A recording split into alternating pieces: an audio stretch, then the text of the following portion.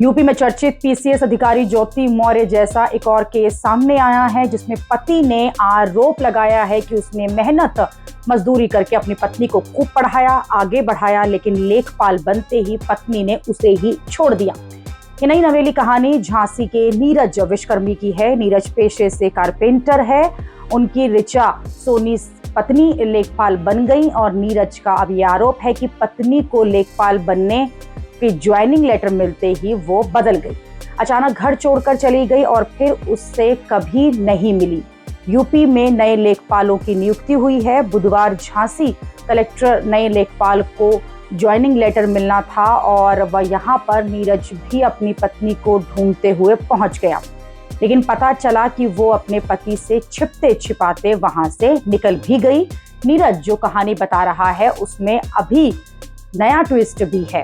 पति नीरज के आरोप पर पत्नी का रिप्लाई भी आया है। पत्नी ने क्या क्या कहा है ये भी मैं आपको बताती हूँ। पहले आपको कहानी का थोड़ा बैकग्राउंड बताया जाए।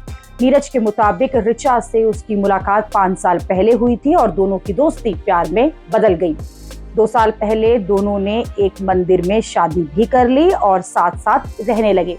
नीरज ने बताया कि वो शादी से पहले और शादी के बाद भी अपनी पत्नी की पढ़ाई में सपोर्ट जो है वो करता रहा, मेहनत मजदूरी की और ऋचा को बढ़िया कोचिंग दिलाई, कर्ज लेकर घर भी चलाया। ऋचा को कोचिंग सेंटर तक छोड़ने जाना, वहां से वापस लेकर आना, नीरज ने सब कुछ किया। फिर 18 जनवरी 2024 को ऋचा नीरज को ये कहकर घर से निकली कि उसे कॉलेज जाना है। उसके बाद वो वापस घर नहीं लौटी। नीरज का आरोप है कि ऋचा लेखपाल बन गई है, इसलिए उसने अपने पति को छोड़ दिया है। अब वक्त है इस कहानी में ट्विस्ट का, क्योंकि ऋचा ये कह रही है कि उसकी शादी तो नीरज से कभी हुई ही नहीं। ऋचा के परिवार वालों ने आरोप लगाया है कि ऋचा को बहला फुसलाकर नीरज मंदिर ले गया और वहां शादी की। नीरज की उनकी बेटी से पिछले 2 साल से कोई बातचीत नहीं हुई है, न मिलना जुलना हुआ है। नीरज उनकी बेटी को बेवजह परेशान कर रहा है। नीरज का वर्जन ये है कि जब उनकी पत्नी अचानक घर छोड़कर गई तो वो अपनी पत्नी की तलाश में थाने पहुंच गए।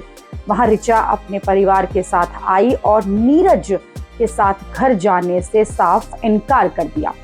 ऋचा घर छोड़कर चली गई तो नीरज भी ऋचा के साथ उसे लाने के लिए फैमिली कोर्ट में चला गया। ये मामला अभी कोर्ट में चल रहा है।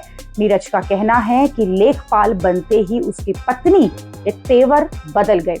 वो अब 7 फेरों को भी फर्जी बता रही है।